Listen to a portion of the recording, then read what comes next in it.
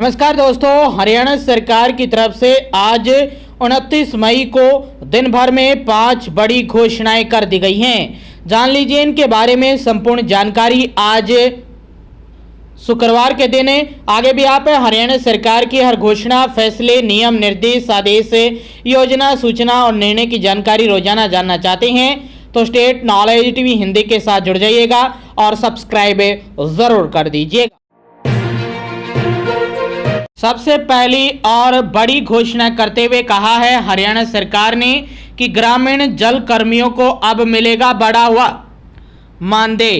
हरियाणा के ग्रामीण इलाकों में पेयजल व्यवस्था संभालने वाले हजारों ट्यूबवेल ऑपरेटर और वाटर वर्क्स कर्मचारियों के लिए राहत भरी खबर है। राज्य सरकार ने इन कर्मचारियों को अब कुशल श्रेणी में शामिल करने का निर्णय लागू कर दिया है। अब उन्हें पहले की तुलना में अधिक मानदेय मिलेगा। ग्रामीण विकास एवं पंचायत विभाग से जुड़े 7,000 से ज्यादा कर्मचारी इस फैसले से लाभान्वित होंगे। श्रम आयुक्त कार्यालय ने विभाग को पत्र जारी करे नया वेतन तुरंत लागू करने के निर्देश भी दे दिए गए हैं। तो बड़ी अच्छी अपडेट आई है आप सभी के लिए। सरकार द्वारा हाल ही में जारी अधिसूचना के तहत श्रेणियों का सरलीकरण किया गया। पहले कर्मचारियों को अकुशल, अर्धकुशल, कुशल जैसी अलग अलग श्रेणियों में बांटा जाता था। अब ए और बी जैसी उप श्रेणियों को समाप्त कर दिया गया है। इससे पहले कम श्रेणी में आने वाले कर्मचारियों को कम भुगतान मिलता था, लेकिन अब उन्हें मुख्य श्रेणी के अनुसार पूरा मानदेय मिलेगा। नए आदेशों के मुताबिक कुशल श्रेणी में कर्मचारियों को अब 18,500 रुपये प्रतिमाह या 711 रुपये 57 पैसे प्रतिदिन का भुगतान होगा। इससे पहले अकुशल कर्मचारियों को 15,220 रुपये और अर्ध कुशल श्रेणी में 16,780 रुपये प्रतिमाह मिलते थे। तो ये बड़ी खबर है आप सभी के लिए और ये पहली बड़ी खबर आई है। ग्रामीण जो जलकर्मी हैं, यानी जो ठूठी खोलते हैं, गांव में सप्लाई है, गांव में टंकी है, डिग्गी है, वहां के जलकर्मियों को लेकर ये महत्वपूर्ण और बड़ी खबर आई है और ये पहली बड़ी अपडेट आप सभी के लिए। दूसरी महत्वपूर्ण बड़ी खबर आई है 1% आड़त पर ही करनी होगी सूरजमुखी फसल की खरीद। बता दें कि 7,721 रुपये प्रति क्विंटल एमएसपी भावांतर पर भी विचार। बता दें कि हरियाणा की मंडियों में सूरजमुखी की खरीद से बच रहे आड़तियों को 1% आड़त पर ही खरीद करनी होगी। आड़ती 1% की बजाय 2.5% कमीशन की मांग कर रहे हैं, लेकिन खाद्य आपूर्ति और उपभोक्ता मामलों के मंत्री राजेश नागर ने साफ कर दिया है कि आड़त नहीं बढ़ेगी।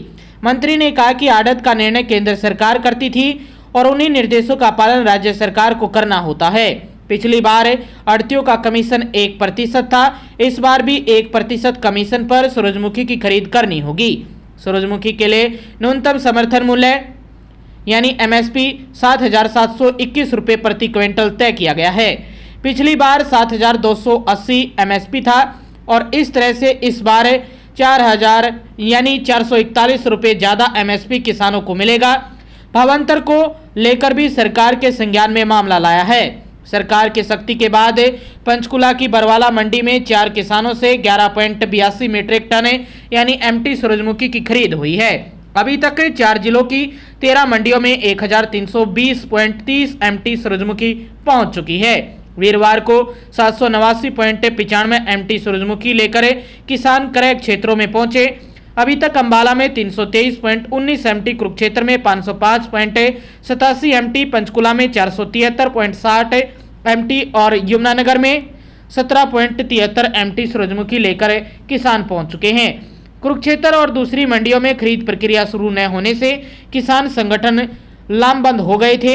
हरियाणा राज्य अनाज मंडी आड़ती एसोसिएशन के प्रदेश अध्यक्ष डॉक्टर राम अवतार तायल ने बताया कि आड़तियों की ओर से सूरजमुखी न खरीदने के लिए पीछे यही कारण है कि उन्हें आड़त केवल 1% यानी प्रति क्विंटल 70 रुपये ही मिल रही है। 2.5% आड़त मिलने पर प्रति क्विंटल 182 रुपये मिल सकेंगे। 1% आड़त से मजदूरों की मजदूरी और दूसरे खर्चे भी निकालना मुश्किल हो रहा है, इसलिए कम कमीशन पर फसल खरीदना संभव नहीं है। तो ये दूसरी महत्वपूर्ण बड़ी खबर आई है आप सभी के लिए हरियाणा सरकार की तरफ। तीसरी महत्वपूर्ण बड़ी खबर आई है। आप सभी जानते हैं कि एचबीएससी के जो चेयरमैन हैं वो बदल गए हैं। अब नए चेयरमैन आ चुके हैं और हरियाणा अध्यापक पात्रता परीक्षा यानी एस्टेट को नए चेयरमैन बनते ही पोस्टपोन कर दिया गया है। यह अपडेट आ रही है, यह खबर आ रही है।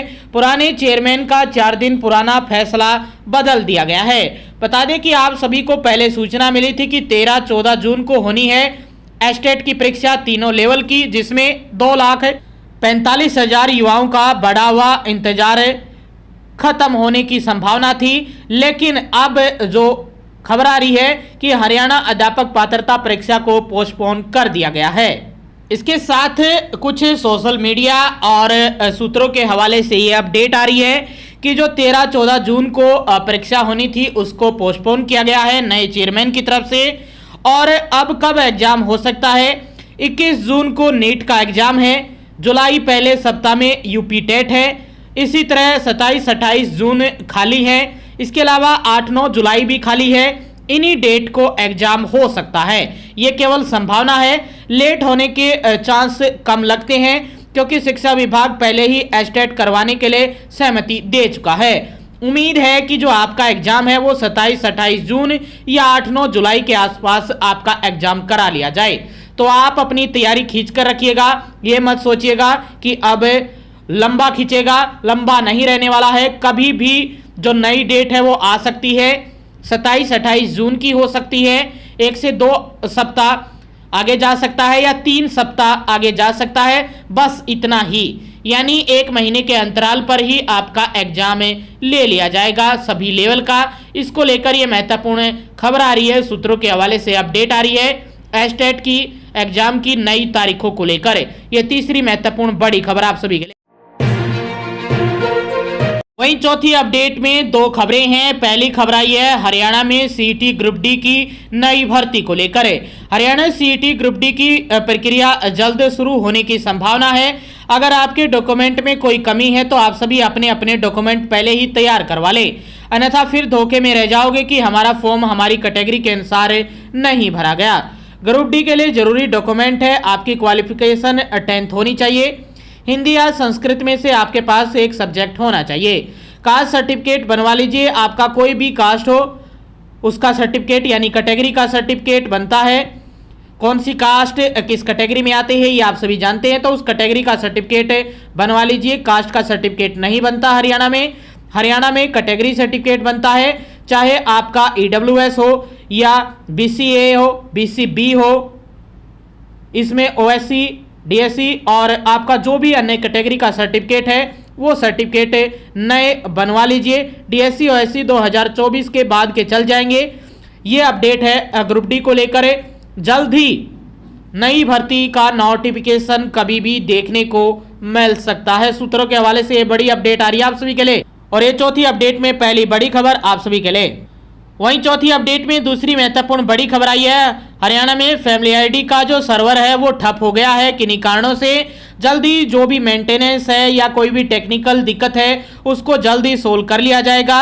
इस ठप होने की वजह से कॉलेज के एडमिशन, फसल पंजीकरण, सरल सेवाएं जैसी डोमिसाइल, कास्ट सर्टिफिकेट यानी कैटेगरी सर्टिफिकेट, इनकम सर्टिफिकेट, ये सारी सेवाएं ठप हो गई हैं। तो अभी थोड़ा संयम रखें, कुछ समय बाद सभी सुचारू रूप से शुरू हो जाएगी। फिर से आप जो भी काम करना चाहते हैं फैमिली आईडी को लेकर वो कर सकते हैं। तो ये दूसरी महत्वपूर्ण बड़ी अपडेट थी आप सभी के लिए। थोड़ा इंतजार कीजिए, जल्द से जल्द फैमिली आईडी का सर्वर है, पोर्टल है, दोबारा से शुरू हो जाएगा। और ये चौथी अपडेट में दूसरी महत्वपूर्ण बड़ी खबर आप सभी के लिए। पांचवी और आखिरी महत्वपूर्ण बड़ी खबर आई है आप सभी के लिए। हरियाणा में 50 वर्ष से अधिक आयु की महिलाओं को IVF की मिली है अनुमति। हाईकोर्ट ने दी है इजाजत। बच्चों से वंचित बुजुर्ग महिलाओं को अब सहारा मिलने की उम्मीद जग गई है। बता दें कि बुजुर्ग महिलाएं अब बच्चों को जन्म देकर मां बन पाएंगी। पंजाब और हरियाणा हाईकोर्ट ने एक ऐतिहासिक फैसले में 50 वर्ष से अधिक आयु की महिलाओं को IVF करवाने की अनुमति दी है। कोर्ट ने फैसले में याचिकाकर्ता दंपति से उनके संभावित जोखिम की जिम्मेदारी स्वयं लेने को तैयार रहने के लिए कहा है। यह फैसला हाईकोर्ट के न्यायमूर्ति जस्टिस जगमोहन बंसल ने 19 मई को सुनाया है। तो ये बड़ी खबर है आप सभी के लिए। पंजाब और हरियाणा हाईकोर्ट ने 50 वर्ष से अधिक आयु की महिलाओं को IVF की अनुमति दे दी है। तो ये पांचवी और आखिरी महत्वपूर्ण बड़ी खबर आई थी पंजाब एंड हरियाणा हाईकोर्ट की तरफ से। ये 5 बड़ी खबरें थी। आगे भी आप हरियाणा की हर खबर जानना चाहते हैं, छोटी हो या बड़ी, हरियाणा सरकार की हर घोषणा, फैसले, नियम, निर्देश, आदेश, योजना, सूचना और निर्णय की जानकारी रोजाना जानने के लिए स्टेट नॉलेज टीवी हिंदी के साथ जुड़ जाइए और सब्सक्राइब कर दीजिएगा हरियाणा के हर डिपार्टमेंट, विभाग, बोर्ड, कॉर्पोरेशन, निगम की लेटेस्ट अपडेट सबसे पहले जानने के लिए।